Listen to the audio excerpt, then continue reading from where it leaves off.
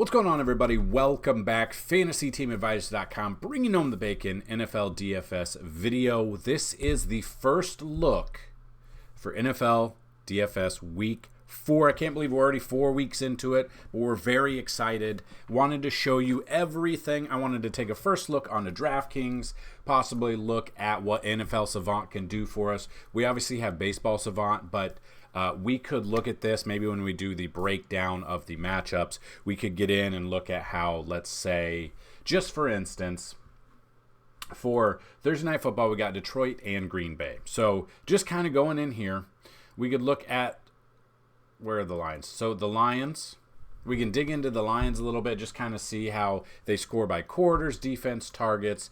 You can kind of see all of this information. Obviously, Amon-Ra St. Brown has 28 targets on the year compared to Sam Laporta at 22. So different positions. Obviously, with Josh Reynolds here at 13, Jahmyr Gibbs at 12, and so on and so forth. We can kind of just look and possibly look at all of this. Now, we do have all of this information on our matchup tool, but some people like to just see like charts and bar graphs and stuff like that. So trying to figure out how to use this website the best. So I need your guys' help. Let me know how you guys think we should utilize this website, kind of like we do with MLB. A little bit different, but maybe we can bring it the same. So wanted to just kind of dig into the entire week 4, just to kind of see what we have to look at. So that being said, this is our points allowed by position. So if you go to FantasyTeamAdvisors.com, you go to NFL, figuring out which one you want to go to. We have a lot of information here, but the points allowed is right here, which will open up into a page, which then you can open up into a full screen if you want. So let's just go position by position and see what we can do. That being said, it is appreciative for a like if you guys find this video helpful. If you like it, let us know. We will dig into it even more. Be on the lookout this week. We're going to have a video on rankings, probably out tomorrow. We're going to have the matchups. Hopefully that's out there. We're going to have a video and an article on stacking this week. We have a ton of information. We have everything you need. Go check out FantasyTeamAdvisor.com right here. FTA Plus. You can sign up $24.99 for a month. Includes MLB, MMA, NASCAR, NFL, PGA, and it will include the start of the NBA season. Also has sports betting as well. So let's dig into it. So obviously, right off the bat, everyone's going to be like, oh, look at Mahomes. He went through here, now he's got the Jets. We went through this last week. He had 25. He's had back-to-back 25-plus fantasy point weeks. Then he had a 20-point week against Detroit in that loss. He is back. Travis Kelce is back. Taylor Swift is there. We've got Kelce. We've got Swift. We've got Mahomes. We've got it all. But let's take a look at positions. So looking at just quarterback position. And you can come through here. You can rank it by largest. So still, through the first 3 weeks, the Chargers give up an average of 27.6 fantasy points per game to the opposing quarterback. If you look at that, they're still doing it. So quarterback, 27.6. As you can see, they're giving up an average per game of 57.1 fantasy points per game overall to wide receivers. So that's not just one wide receiver, but that's the wide receiver core. They rank second to last in that one, meaning a fantastic stack. Could it be the opponent against the Chargers and stack it with the wide receiver? Well, let's take a look and see who that is. So that being said, that is Las Vegas. We've got Garoppolo. Now he is questionable. So looking at this, he's been in the concussion possibility. So I don't know. This will be a big what if, but you can kind of look at this.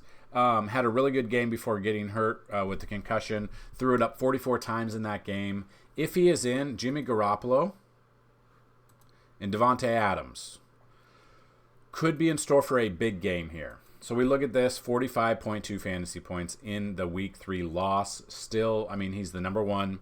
Had 172 yards there. Obviously, that would be my first stop if Garoppolo is healthy. Garoppolo, Davante Adams. If you want to bring it back with a stack here, just depends on the stack. we can kind of look at the tight ends. Is it Austin Hooper? Not doing much at all. Is it Mayer? Not doing much at all either. So probably looking at that. And then you could look at running backs. Obviously, Josh Jacobs, look at what he did in week 2. He hasn't really done much to start the season. So maybe one of those 1 off, 2 off. If you looked, or if you ever saw the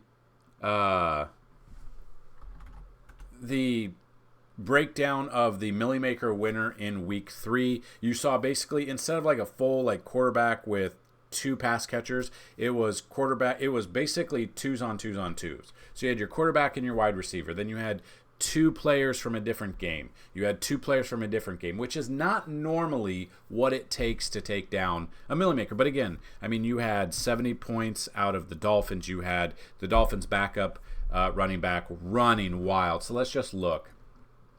Overall, where is it? I also forgot, this is the first week for, now this probably won't mess with you unless you do like Showdown, but we have our first England game. So the Atlanta and Jacksonville, probably already headed over there, probably there. They got to get ready for the time difference. It's an 8:30 a.m. game here. So you're probably not playing, obviously, the Thursday through Sunday, Monday slate. Probably playing the main slate the afternoon, blah, blah, blah, blah, blah. So that being said, we've already got an early game at Atlanta at Jacksonville, so we probably won't even have to cover that. But yeah, we've got Miami. They are going up against Buffalo, which is a good defense. You see Mostert last week, 45.2. A Chain last week, 54.3. Now, there's no way in hell you would have both of those players. You would think that a whole Miami stack would have taken down the Millie Maker. It didn't. It contributed, but it didn't take it. It didn't take the everything to take it down. So looking at this, let's dig in a little bit more. So looking at this, where are we going to go from here? So, and now this obviously isn't all-encompassing. This isn't how it's just going to be. But if you just kind of want to look, the Chargers, the Colts, the Broncos, the Vikings, and the Eagles are the top 5 to give up, or the bottom 5 to give up the most amount of fantasy points to the quarterback position. So if we just kind of look at that, so let's look at who's playing the Colts. So coming through here, who's playing Indianapolis? It's the Rams. So Matt Stafford did not look the best starting, on Monday night. Game log, didn't do too much. He got intercepted twice. We did hit a parlay yesterday. I needed Matt Stafford over 225 yards.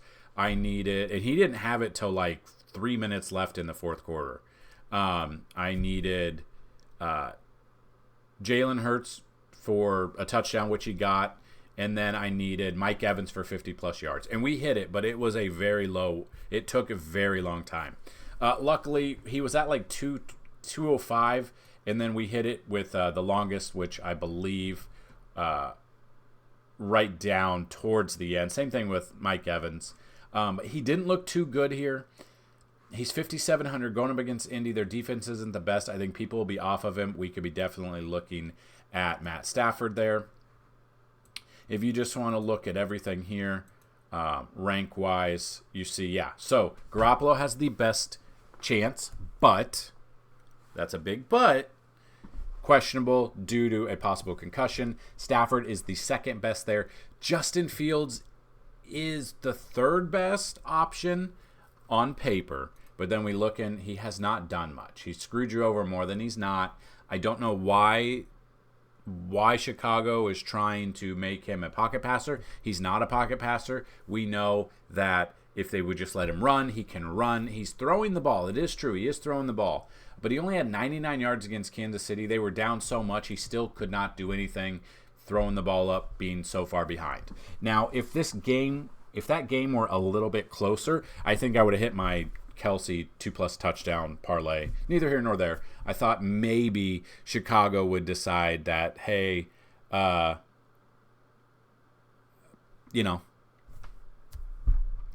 maybe let him run. Did not. Absolutely did not. So that's what kind of wasn't like my favorite part here. Does he have a bounce back? He has a fantastic matchup we just saw. Now, he is not Tua. I understand that. He can run. He's got some pass catchers to throw to. I don't know what they're doing.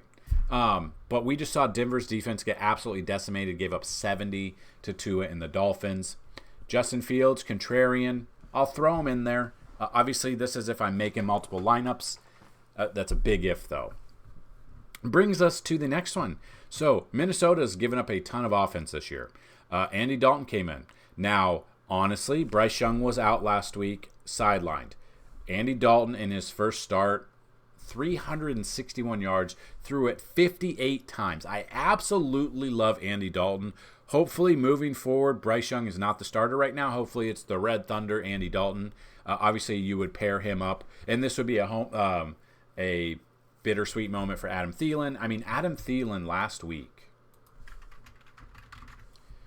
I mean, we had him at like 34 yards, over 34.5 yards as a bet. He had 145 yards on the year, or on the game. 14 targets, brought in 11 catches. Now, 34.5, he's had 20. His price, he is still 4,500. I absolutely love Adam Thielen. Hopefully it's Andy Dalton to match up with him. I absolutely love an Andy Dalton to Adam Thielen.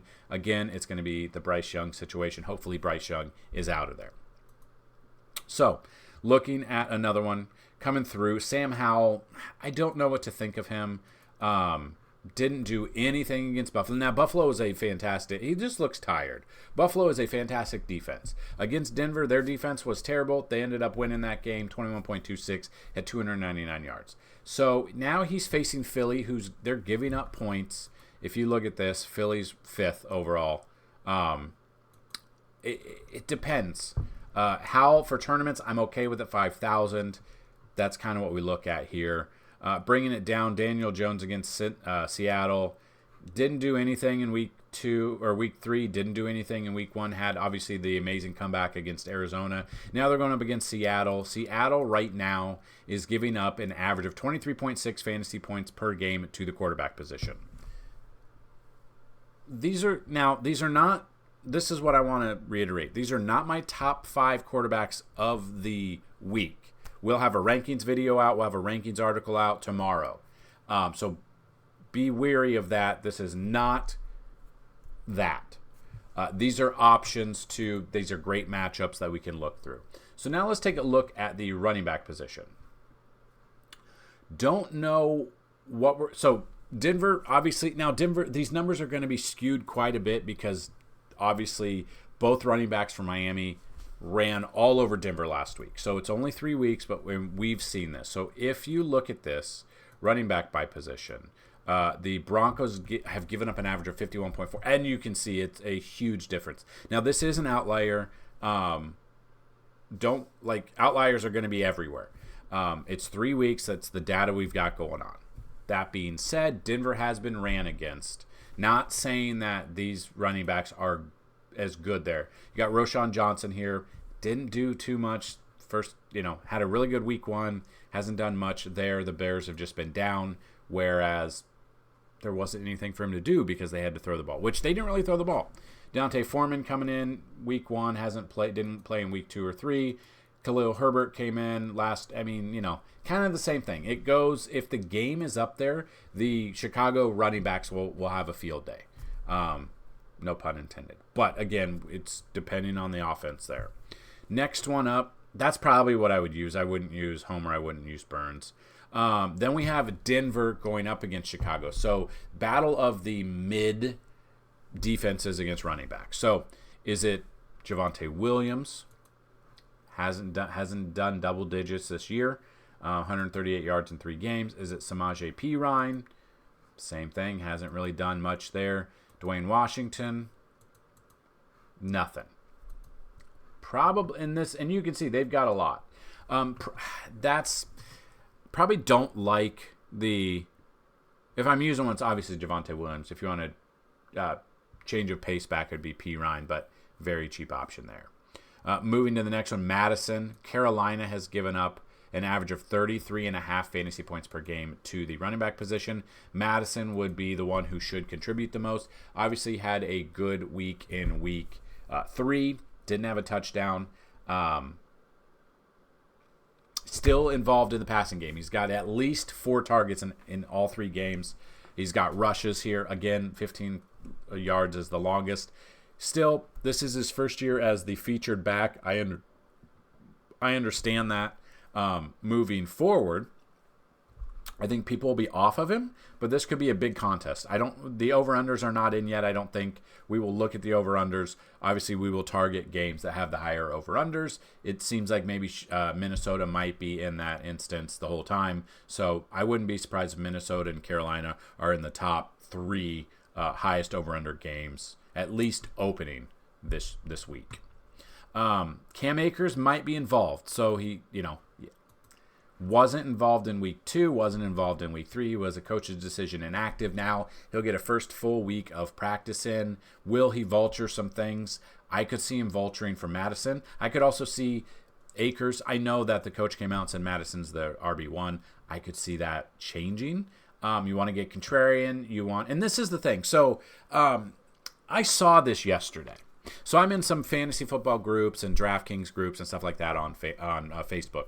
And after, if you watched the Monday Night Football breakdown, I said Quez Watkins was out, so Olamide Zacchaeus was a viable option. And he went in, he scored a touchdown, a lot of points for his low price. And people were like, if anyone had Zacchaeus, you're lying or you don't know how to play. And I was like, I immediately said, no, I had a breakdown there. If Quez Watkins is out, Zacchaeus was that option. And they're like, I would have rather paid up at a different position or for Goddard and got 2 position players for his price. And I said, this is the difference between just cashing and chasing that $1 million milli maker. So that being said, this is why I hope you guys learn some things from here. I've been playing for however long, DFS. I've been doing this website since 2014.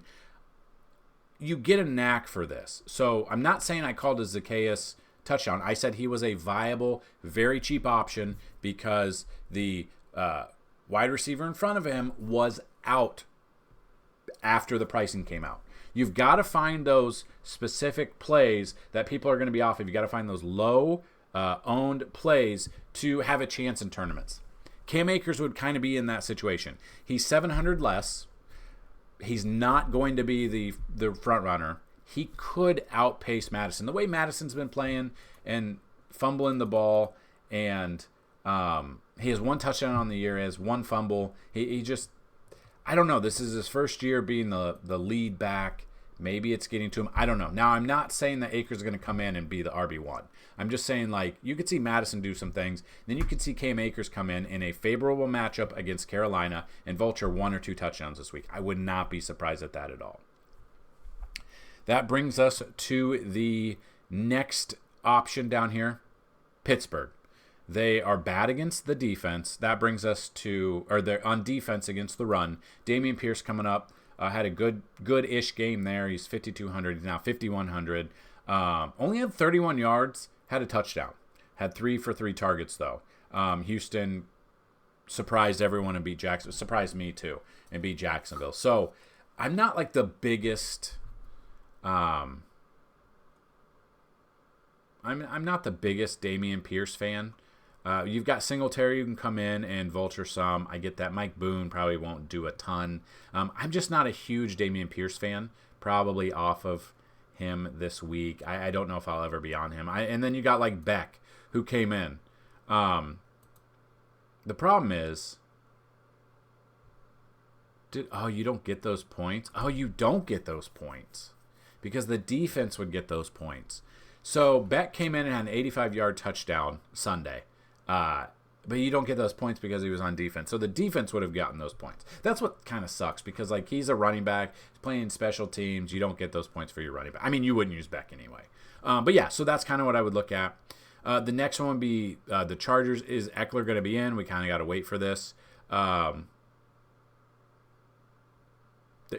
Hopeful that he's playing this week. Hasn't obviously had a huge game in week 1. We'll kind of monitor this situation. Every time Austin Eckler's out, people are all over Josh Kelly. Came in, hasn't done anything the first 2 weeks. His ownership was very high last week. Probably would be off Josh Kelly. I do like Eckler if he's in. He's also a chance to re-aggravate his high ankle injury. That's my problem there. So we can kind of look at that and go on through there. And then the Giants, maybe Seattle. It just depends. Kenneth Walker came through for us in week 3, had 2 touchdowns, in week 2. I mean, he is the feature back. You are going to see Charbonnet come in and vulture some yardage. He has not vultured, luckily, he has not vultured a touchdown yet for against him. The passing game, he is involved, but not much, and he hasn't done much with that. So, that being said, Charbonnet, I wouldn't use him. I would still use Kenneth Walker here. I think a lot of people are going to be on him. Obviously, then Arizona, McCaffrey. We know what McCaffrey does. Touchdown in every single game. I think he's got like a ridiculous 12 or 13 game streak, regular season streak of touchdowns. Or something like that. But yeah, 20 plus out of him. He's 9,200. He is very expensive. I understand that. He's got a great matchup here against Arizona. So moving on to the wide receivers, kind of just look at Seahawks through the first 3 weeks, giving up an average of 58.9 fantasy points per game to the wide receiver. Chargers giving up 57.1. Minnesota giving up 56.7. Titans giving up 53.1. Steelers giving up 48.2 fantasy points to the opposing wide receivers. Let's take a look at who that means. So that would mean the Giants. Now, the Giants are a mess. I don't know which Giants who's going to, if Daniel Jones has a good game, okay. So if Daniel Jones has a good game and it's not on the ground, obviously, if it's not either handing it off or running it himself, someone has to catch the ball. My problem is, look at this. Look at how many wide receivers are on the depth chart just on here. Obviously, Sims is out, Houston's out, Wheaton is out. That brings us to Shepard, Wandale, Paris Campbell, Hyatt, Slayton, and Hodgins. There's so much going on with the wide receiver position, and you can see, I mean, it's basically tossing it around. It's really hard to understand. Now, this is going to frustrate you because you might go with Hodgins. He's the most expensive. Then it might go to Slayton. Or you might go to Wandale Robinson, who's like 3'5". But he, week 3 had 5 targets, 4 catches, 21 yards, left hurt, wobbly. And then I don't think he came back in the game. Super cheap at $3,000. You don't know what you're going to get. Kind of got to get, practice through. As much as they have a good matchup, it's going to be very hard to figure out the number 1 to go with. So there's so much going on with New York. I'm probably skipping it a little bit, going to Vegas. So like I said, if Jimmy Garoppolo is in, I'm pairing him up with Davante Adams. You can see Jacoby Myers would be another one that I would look at. He's having a fantastic game along with Davante Adams as well. 2 touchdowns in week 1. No touchdowns in week 2, but had 85 yards. So I would look at I love me, if he's healthy, a Jimmy G, Davante Adams, Jacoby Myers type stack this week. We've already kind of talked about it, but I love me some Andy Dalton. I want to pair him up with Thielen, who's had a great game in week 2. DJ Shark here, good game, or week 3, good game in week 3, 86 yards and a touchdown. I do like him there. Those would be the 2. Terrence Marshall, you just don't know what you're going to get out of. Mingo is questionable. Chenault, Amir Smith, Marset, I probably wouldn't use either. So then that brings us to the Cincinnati Bengals. Now, the Cincinnati Bengals, Monday Night Football, Joe Burrow did come in, didn't get hurt. He's still not 100% healthy, you can tell. Jamar Chase came through. After nothing in the first 2 weeks, had 141 yards in week 3. Didn't have a touchdown, but still had 29.1, and he's the same price he was against Tennessee. That's the good thing about, if they play on Monday night, the pricing's already out, so if they have a good game, they're still priced relatively. So if he had a good game on Sunday, Jamar Chase probably would be $8,500. Or Jamar Chase should probably be like $8,500. So we can still get some value on him. T. Higgins is another one. The problem is Joe Burrow did not look the sharpest in that game. He was overthrowing a ton of guys. They did come back. They won the game. They did get the dub. Didn't look the best. There's a lot on the depth chart. Obviously, you're looking at Chase, Higgins, Boyd, and That's probably the three you would look at if you're targeting Cincinnati. Houston, Nico Collins has been absolutely a beast lately. The first 2 weeks anyway. Week 3, everyone was on him. He had 34 yards. But the pivot actually was Tank Dell. Game logs, he's had back-to-back 20-plus games. CJ Stroud's looking pretty good. Love me a stack here against Pittsburgh secondary. People are going to be on Nico Collins. Save the 500. Go down to Tank Dell. Maybe Robert Woods for tournaments. I think Tank Dell is your cash option there. The Rams is next. Obviously got Puka here. Had 7 targets in. He actually hit. One of our prop bets was Puka over 6.5 targets. It was like plus 100. It didn't look good until the fourth quarter, and then boom, got him. 12.2 didn't do a lot with it, but he's got a good matchup here. He's obviously number 1 target for Matt Stafford. If Matt Stafford is in, he has a good matchup against the defense for him. You got to pair him up. Tutu Atwell is another one. We had him as a touchdown bet yesterday. He's had back-to-back 9 target games, 8 in week 1. He's got a ton of targets there. He's got the yardage, got 246 yards with 17 receptions. Love me some Tutu there. That's probably as low as I would go. I don't trust the Jefferson, Skowronek, or Robinson. And Kupp's obviously still out. Chicago, obviously, Justin Fields has a fantastic matchup against this team.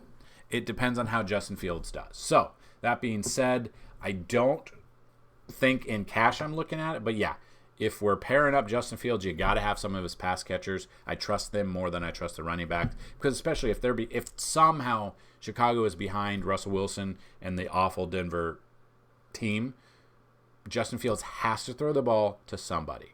So I would look at Mooney. I would look at Moore. I'd probably look at Moore a little bit more than Mooney. That's probably it there.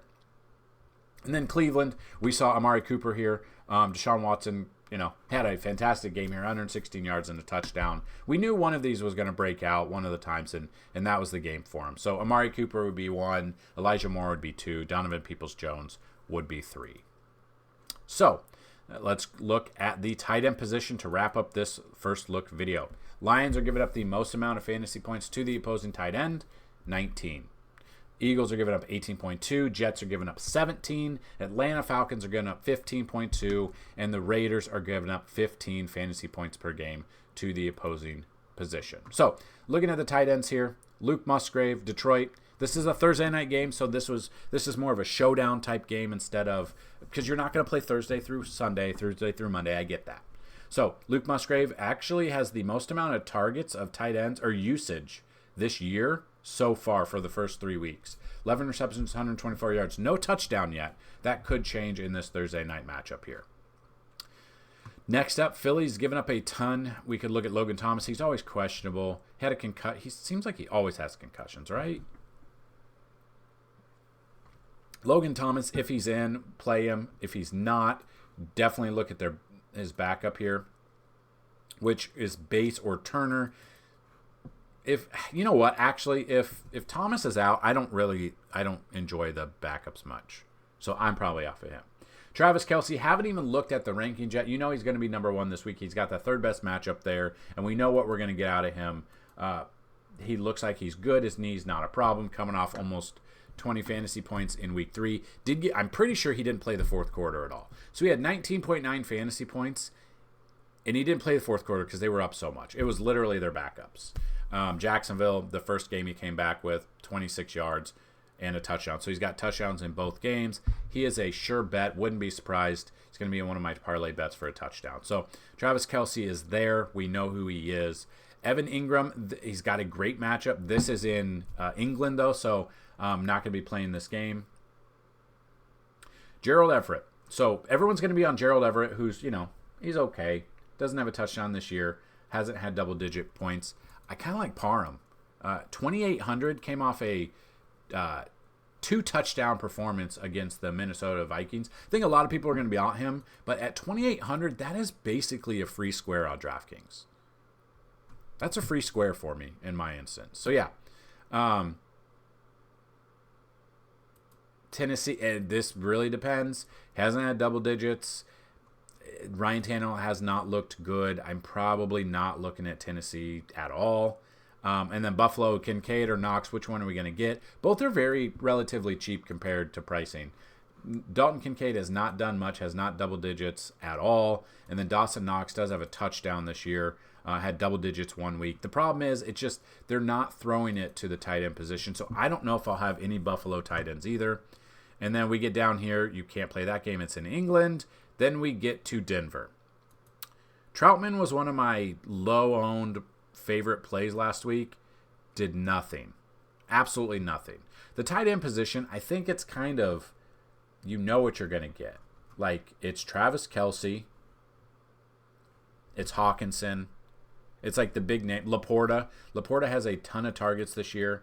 11 targets in week 3, 6 in week 2, 5 in week 1. So he's caught 18 of 22 for 186 yards and a touchdown. He's 4,600. Well, this is also on Thursday. You can't play that. Yeah, I mean, basically it's Travis Kelce at the top. Then you whittle your way down who you're going to figure out. It's not the best. Kyle Pitts, you can't play that. Everett, Parham. Like, tight end is a wasteland. You kind of know the way it's going to go most weeks. And then defense-wise and special teams, we got screwed over by the Cowboys last week against Arizona. 1 fantasy point. Out of 37 there, 15 there, 1. Screwed a lot of people over. Definitely screwed a lot of people over. But kind of just look at this. The Eagles have a fantastic matchup against Washington, Seattle against the Giants, the Broncos against Chicago, but I don't trust the Broncos defense. I mean, they just got you 2 out of there. They gave up 376 yards. In the air, they gave up 350 on the ground. They gave up a total of 726 yards against Miami. They've given up like 1,300 yards in 3 games, which is absolutely nuts. Ravens against Cleveland, it will just depend on which Deshaun we get. That's in England. Chiefs against the Chiefs might be the number 1 defense. They're expensive. They're not as expensive as the 49ers. They're second, but they've got a fantastic matchup against Zach Wilson. He's just looking terrible against this Jets. Offense is looking bad. So that is the first look of DraftKings for week 4. You can check this out right here on FantasyTeamAdvisors.com. Under the NFL tab, you can go to Points Allowed, completely free. Go check it out. Use it. Love it. Check everything else out. Depending on when you watch this video, we'll have PGA this week. I believe it's the Ryder Cup. I think we'll have PGA this week. We'll have MLB continuing. We'll have NASCAR this weekend. NFL this week. PGA, MMA as well. Again, I will not have a video for MLB for Saturday or Sunday. The videos are kind of waning down. I don't know what's going on. I don't know if people are just off of MLB now because NFL is back, which is fine. But yeah, so that being said, this was the first look. If you have questions, get them down below. We're going to have a contest. So make sure you check out the rankings video because we're going to have a contest in those videos. So good luck this week. Check out everything we've got coming in this week. And let's bring home some bacon. Peace.